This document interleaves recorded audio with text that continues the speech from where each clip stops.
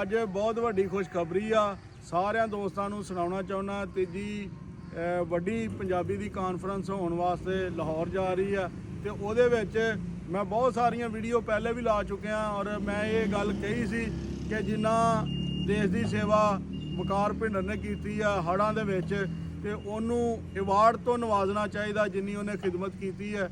ਤੇ ਉਹ ਅੱਲਾ ਦਾ ਸ਼ੁਕਰ ਆ ਕਿ ਮੇਰੀ ਗੱਲ ਜਿਹੜੀ ਆ ਉਹ ਸੁਣੀ ਗਈ ਤੇ ਉਹਨਾਂ ਨੇ ਜਨਾਬ ਵਕਾਰ ਭਿੰਡਰ ਵਾਸਤੇ ਸੇਵਾ ਦਾ ਜਿਹੜਾ ਅਵਾਰਡ ਆ ਉਹ ਤਿਆਰ ਕਰ ਲਿਆ ਤੇ ਵਕਾਰ ਭਾਈ ਜਿਹੜੇ ਨੇ ਉਹ ਪੰਜਾਬੀ ਕਾਨਫਰੰਸ ਦੇ ਦੌਰਾਨ ਆਪਣਾ ਸੇਵਾ ਦਾ ਅਵਾਰਡ ਜਿਹੜਾ ਨਾ ਉਹ ਵਸੂਲ ਕਰਨਗੇ।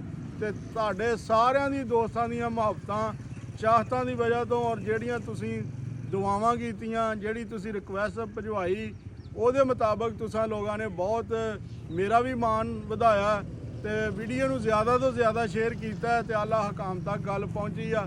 ਤੇ ਉਹਦੀ ਜਿਹੜੀ ਕਮੇਟੀ ਆ ਉਹਨੇ ਫੈਸਲਾ ਕੀਤਾ, ਪੰਜਾਬੀ ਕਾਨਫਰੰਸ ਦੀ ਕਮੇਟੀ ਨੇ ਸੇਵਾ ਦਾ ਅਵਾਰਡ ਜਿਹੜਾ ਉਹ ਦਿੱਤਾ ਜਾਏਗਾ। ਤੇ ਇਸ ਵੀਡੀਓ ਨੂੰ ਵੀ ਜ਼ਿਆਦਾ ਤੋਂ ਜ਼ਿਆਦਾ ਲਾਈਕ ਕਰੋ, ਜ਼ਿਆਦਾ ਤੋਂ ਜ਼ਿਆਦਾ ਸ਼ੇਅਰ ਕਰੋ। ਬਹੁਤ ਮਿਹਰਬਾਨੀ, ਸ਼ੁਕਰੀਆ।